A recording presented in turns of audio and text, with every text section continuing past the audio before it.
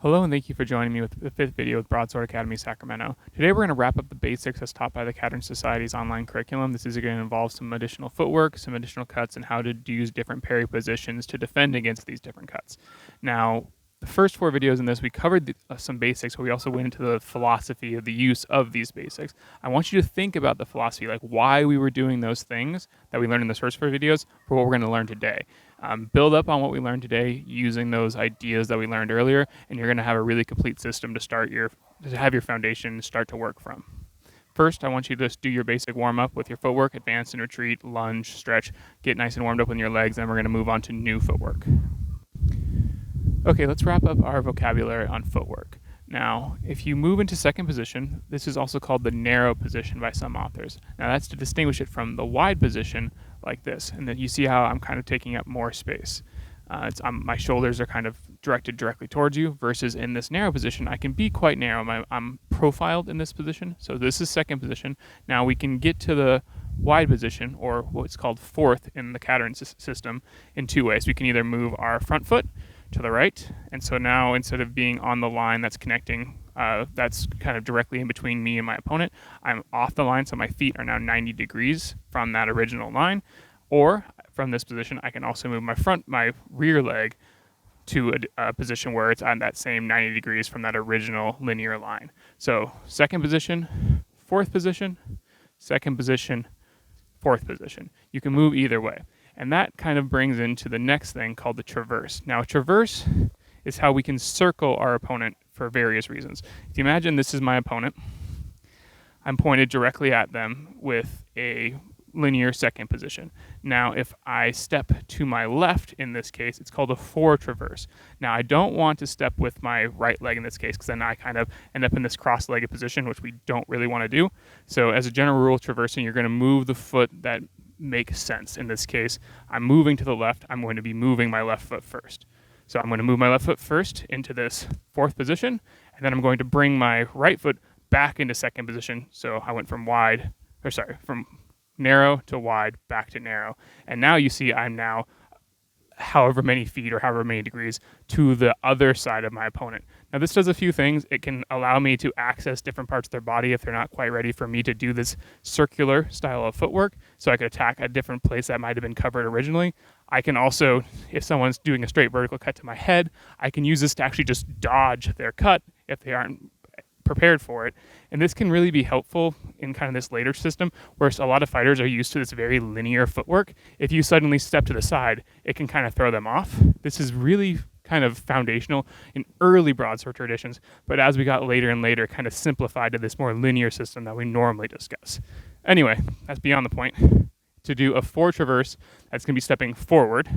So I will move my left foot first, and then bring my right foot back into this second position.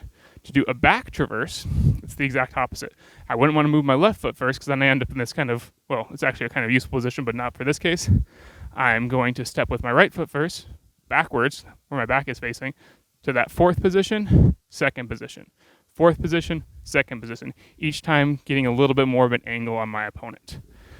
Does that make sense? I want you to practice that. You can just have a stationary target. You could have something on your rug in your room, but just practice going forward traverse, forward traverse, forward traverse. You can complete that all the way around a circle, and then do back traverse, back traverse, back traverse. Now, what you might notice is while you're doing this, because especially when you're doing the forward traverse, you're bringing your left foot kind of forward, and then you're reprofiling with your right foot. You're going to step slightly towards your opponent each time, which can be useful. It's a good way to kind of cheat and get a little bit of distance each time you do the step.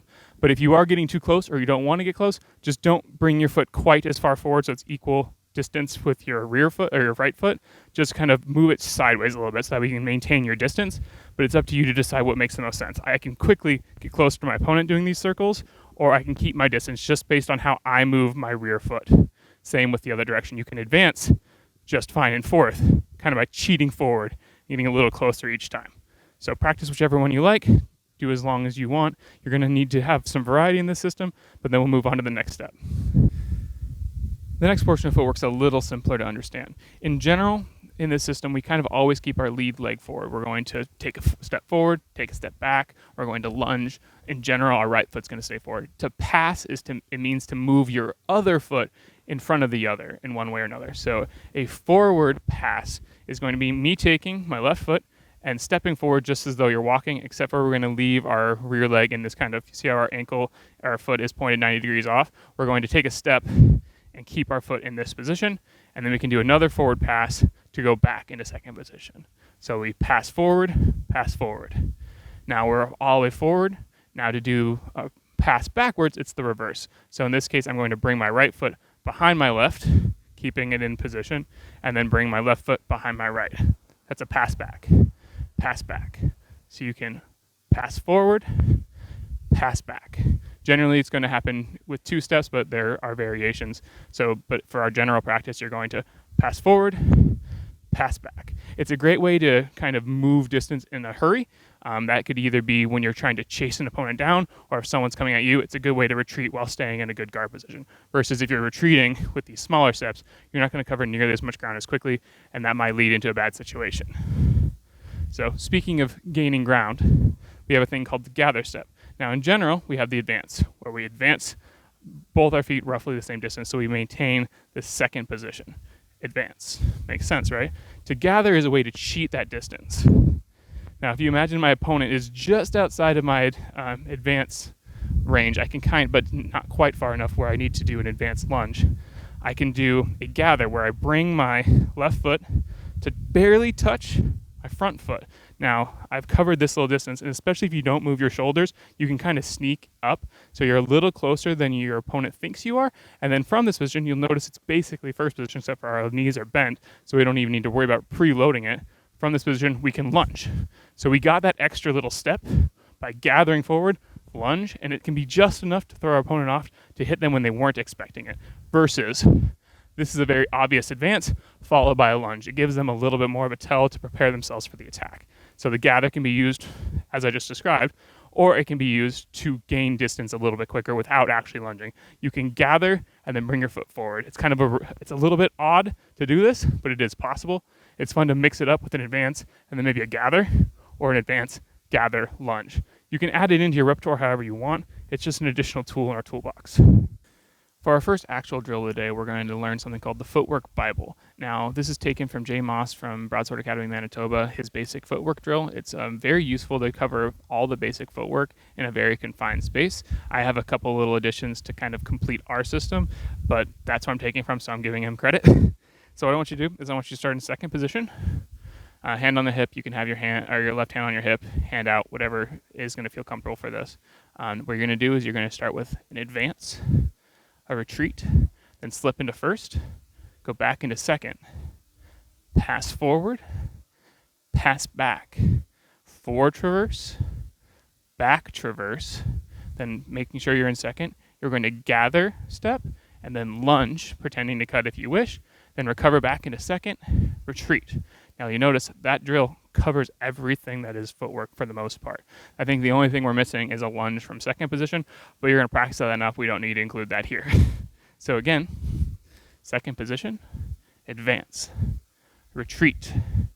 Then you're going to slip into first, go back into second, forward pass, backwards pass, forward traverse, back traverse, making sure you're in second, giving you nice stability.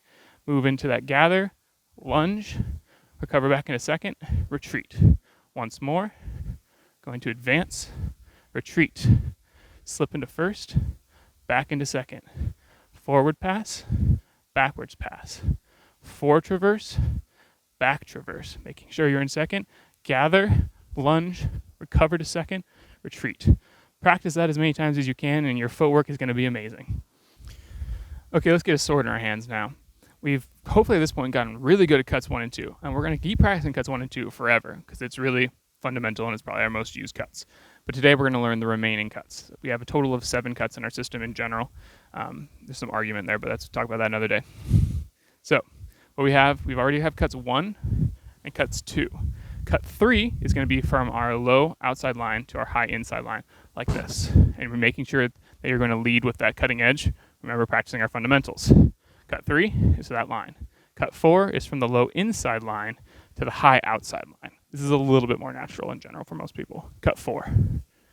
Cut 5 is a horizontal cut from outside to inside. Again, cut 5, cut 5.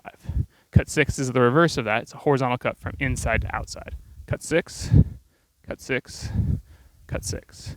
Cut 7 is a straight vertical cut down at their head. So that's a straight vertical, 7, 7, 7. That's all the cuts. We have cut 1, cut 2, cut 3, cut 4, cut 5, cut 6, and cut 7. There is a cut 8. It's either done with the false edge or the true edge, straight vertical, from like aiming for lower targets potentially, but we're not going to discuss that for the most part in this system. So that's your 7 cuts. Now let's modify our basic warm-up to kind of work on those cuts. Let's expand on our basic arm warm-up now. We're going to do cuts 1 and 2 from the shoulder. Excuse me if I'm a little bit awkward sometimes. I hurt my shoulder this week at work, so excuse that if it looks a little weird, but just remember to follow the basics, following a nice 45-degree arc with both cuts 1 and 2 leading with the edge until you cut through the target and then allowing your wrist to prepare the next cut. Practice this until you're nice and warmed up in this direction. And then we'll move on to 3 and 4. Cut 3 is awkward. It kind of puts your wrist in a position that we're not used to. We're not really used to working from a position in which our wrist is rotated this far. Be slow with it. Be gentle with yourself. You'll increase your flexibility and range of motion in time. Just try and have a goal of cutting at a 45-degree angle. What you don't want to do is have something weird where you're cutting almost vertical with your wrist. So just kind of position your wrist with powering from the shoulder, cut a 45-degree angle from low to high, then bring it back down to cut a number 4. And you're just doing these nice, gentle figure eights, making sure that you're not hurting your shoulder and wrist. Trying to imagine cutting through a target before chambering into your next cut. So cuts 3 and 4 from the shoulder. I recommend in general every warm-up should start with cuts 1 through 4 from the shoulder, and then you can generally skip 5 and 6. They're not as used, and warming up these muscles will warm up, and cuts 1 through 4 will warm up the muscles used in 5 and 6. Okay, once these are nice and warm, we'll move on just to show you 5 and 6 from the shoulder, making sure you're kind of profiled because this can be a little bit weird. You're going to start, let's say, from an outside guard, like a kind of an aggressively outside guard. You're going to rotate your blade so it's facing the inside, cut across, cut across. You're kind of pretending that you're cutting with opposition here. It's kind of hard to do from the shoulder. But just kind of, this is a nice little warm-up, kind of bringing it across your body can help. It's almost a little stretch on that outside, but just be careful about your rotator cuff and then bring it outside your body. Try not to rotate your core too much, but you can bring it in if you want to kind of point your core in the direction of the cut, which can relieve some of the strain. We're just warming up here. This isn't actually cuts right now. After that, we'll move on to using our wrists. So we'll cut 1 and 2 from the wrist, making sure that you're getting a close to 45-degree angle and cutting through before you rotate. Do that as many times as you want. You've done it before. Now 3 and 4 from the wrist is more difficult for that wrist reason, and we don't have access to rotating our shoulder as much. So we're going to do 3, 4, 3, 4, 3, 4. Trying to keep the blade relatively diagonal and not doing these weird kind of swooping where your blade is almost going vertical. I've seen this a lot with newer people where they think this is a 3 and this is a 4. Try and keep it at like a 45-degree angle. Nice and slow. Try not to let your hand get too high. None of this kind of action. It tends to happen because we're trying to cut upwards, then we cut upwards, then we cut upwards. Try and keep your arm relatively straight or parallel to the ground. So 3, 4, 3, 4. If it feels like it's getting weird, pause, assess, start over. You don't need to be crazy right now. So from here, cuts 5 and 6 we can practice. Cutting through is hard. If you notice, when we cut 3, we kind of rolled into our cut 4.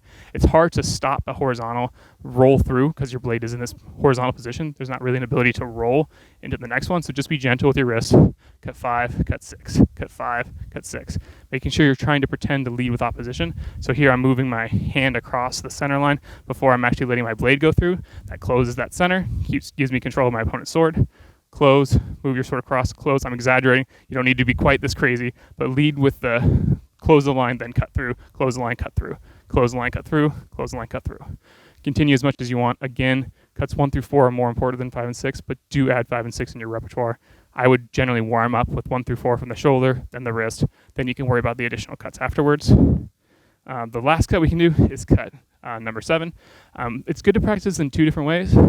If you're in an outside guard and your opponent gives you an opening, it's going to be more direct to just have your tip go straight down and cut into their head with a cut 7.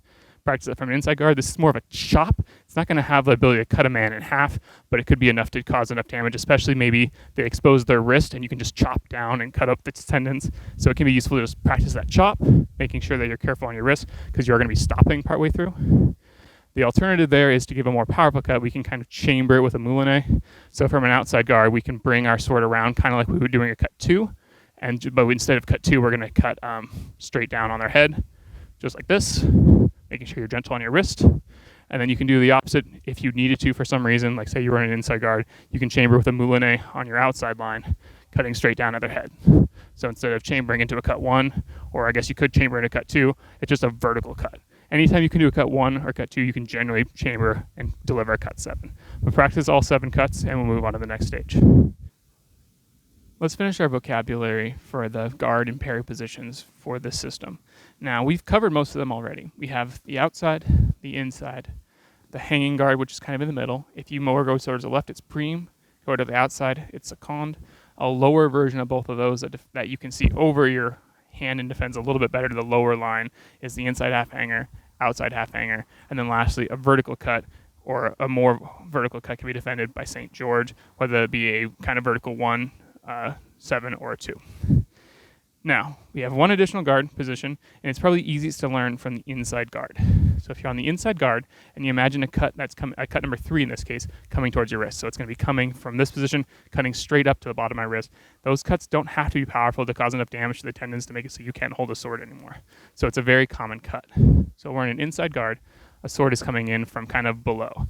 Now what we could do, maybe, is we could see that coming in and then move our sword around to kind of intercept in a low inside guard. That is hard to do. And if we get it wrong, we're basically moving our wrist into the incoming cut. Not good. What other one could we use? Inside half hanger. So from here, sword's coming in. What are the chances that we can get our wrist into this position to defend adequately in the speed it takes for that cut to be delivered? Unlikely, but possible. So what that develops is the half circle. So we're in this inside guard position. We're going to make a small half circle with our tip. We could just lower it. It's feasible, but doing this little half circle is a little bit more sure of a parry to actually be successful. So we're going to be in the inside guard, sword coming in from below. We're going to lower into that half circle, and we're going to raise our wrist slightly. Not up high, just kind of a little, like we were originally at diaphragm level, just a little bit higher, maybe like chin to neck level. And that is going to bring our sword tip into the our blade to intercept their incoming blade on our guard or our strong. And that is how we're going to protect our wrist with a half circle. From there, if you do that exact same guard position, but you kind of support the wrist and use it as an engaging guard, so I'm actually walking in like this. This is called the Spadroom Guard. It's used by some masters. We'll discuss that another day, but in general, what you need to think about is, for the sake of the next drill, a cut number 3 is coming at the bottom of your wrist. You can defend against it by moving into the half circle. With that, you've learned every guard position that's commonly used in our system, and we'll move on to what is called the Broadsword Manual. The Broadsword Manual is a fundamental drill that you should be practicing a lot because it really strings together all 7 of our primary cuts and all 7 of our primary guard positions. Now we're going to do this from second position just to kind of get your hands used to making the motions. If you're doing this with a partner, it's going to feel really awkward because the recovery and doing it from the lunge is what's going to create the distance that allows some of these transitions to work. But just bear with me for now. This is variation 1 where we're just learning how to use our hands. So from second position, being an outside guard, cut number 1. For this case, let's pretend our opponent parried, so we're not going to roll through. So cut number 1, protecting your wrist. From cut number 1, you're going to be targeting their left cheek. Now they're going to deliver a cut 1, targeting your left cheek. We're going to defend against that with an inside parry position or inside guard. From the inside guard, we're kind of chambered and ready to deliver a cut 2, aiming at their right cheek. Cut 2, delivered at their right cheek. Now they're going to deliver cut 2 at our right cheek. We're already in a position pretty well to defend against that with an outside guard. From the outside guard, we're going to deliver a cut 3, pretending to aim at their wrist or their stomach area. So cut 3. So outside guard, cut 3. We're going to defend against an incoming cut 3 to our kind of either wrist or stomach area from this cut 3 position just by lowering our tip in that half circle. We're already kind of in the position, so just exaggerate it a little bit for the sake of the drill, into this half circle position, defending against their cut 3. From here, we'll deliver a cut 4, which causes a little bit of rotation to get our blade oriented correctly, and then we're going to cut up into 4. So from the half circle, cut 4, half circle, cut 4. That leaves us in this position. If they're delivering a cut 4, it's going to be targeting our right flank or our armpit. We're going to defend against that with the outside half hanger. So again, cut 4, outside half hanger, defend against their cut 4. From here, we're going to deliver a cut 5. So we're in this outside half hanger, cut 5, cut 5. Be slow on this one. Don't hit yourself in the face. So you're in this kind of hanging position where you have to chamber the cut, which is going to bring your tip over your head. So just be careful. Don't take out an eye. Outside half hanger, cut 5. From cut 5, they're going to be delivering their cut 5 at our left flank. So we cut 5, and then we're going to defend that with an inside half hanger. From the inside half hanger, we're chambered and ready to deliver a cut 6 straight across. And then if you imagine they deliver a cut 6 to our right flank, we're just going to defend again with inside half hanger. So we did that guard twice, but that's fine. Outside half hanger, I apologize. Then from this position, we're going to imagine we're going to cut a vertical cut to their head. Again, making sure not to hit yourself in the face with your sword. Going from an outside half hanger into a vertical cut 7. Imagine they're doing a cut 7 towards you. You're going to defend with the St. George. So again, we're going to do it all in one go. Cut 1, parry inside. Cut 2, parry outside. Cut 3, half circle. Cut 4, outside half hanger. Cut 5, inside half hanger. Cut 6, outside half hanger. Vertical St. George. You notice I'm doing a little thing called an extension. We'll worry about that another day. It just helps kind of show the point a little bit more clearly. You can practice it if you want. It's the same action as a lunge. You're just not moving your front foot. So one more time, and then we'll move on to the second variation. Outside guard. Cut 1. Inside. Cut 2, outside. Cut 3, half circle. Cut 4, outside half hanger. Cut 5, inside half hanger. Cut 6, outside half hanger. Cut 7, St. George. Repeat a lot, and we'll move on to the next variation. Next, we'll do variation 2 of the Broadsword Manual. We're going to do this from second position. Each cut is going to happen on the lunge, each parry on the recovery into first position. So from second position, outside guard, you're going to lunge with a normal lunge, making sure you focus on your fundamentals, and you're going to deliver a cut 1, stopping as though they parried. From here, you're going to recover into first position with an inside guard. Your sword is already chambered for a cut 2. You're going to bend your leg to power that lunge. You're going to lunge with the cut 2, as though you delivered a cut to their right cheek. Now you're going to imagine they're cutting your right cheek. You're going to slip into first, outside. Now, remember, bend down, cut 3. Now you're going to recover, and you can see how this one, from the recover, it gives you a lot more time to get into that proper half circle parry position. So, cut 3, half circle. Cut 4, outside half hanger. Cut 5, then you're going to do inside half hanger. Cut 6, outside half hanger. Cut 7, St. George. We'll repeat that one more time. Second position now. This is the only one we're going to do from second position in this drill. Outside guard. Cut 1, inside. Bend down, cut 2, outside. Bend down, cut 3, half circle. Bend down, cut 4, outside half hanger.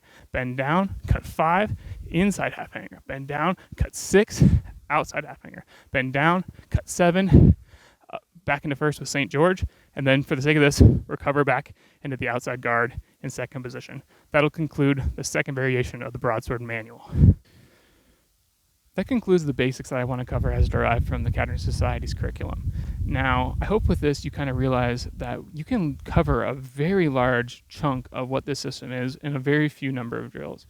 If you do the basic warm-ups that we discussed, your advanced retreat, your stretching on your lunge, if you cuts 1 through 4 from the shoulder and the wrist, and then throw in 5 and 6 from time to time just to make sure you're not forgetting, that's going to be a great warm-up for you. And then if you just add in the full Footwork Bible, where we're doing all those motions all chained together, and then if you can add in the Broadsword Manual, and that will cover all the cuts and parry positions, you can see we've covered a huge amount of our system, all in just a very small number of drills that can be done, in theory, like in as small as like a closet or a dorm room. You can do it anywhere, so space should not be an excuse. Moving on from here, we're going to learn some more advanced techniques, but I want you to go over these first 5 videos and apply, especially what we learned today, with the philosophy and why we were doing the things we were doing and what we should be thinking about that I described in those first 4 videos. Just doing a cut 3 because I told you to cut 3 is fine, and I'll take it if I can get it. But think about what we thought about in those first 4 videos. Why were we doing what we were doing? Why might a cut 3 be the right answer? And why might it not be the right answer, depending on what your opponent is actually doing?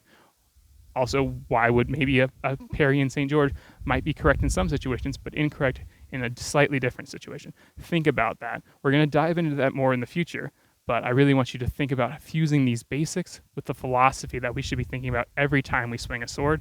And if you can do all that, you're going to be well on your way to becoming a broadsword master. Thank you for joining me today.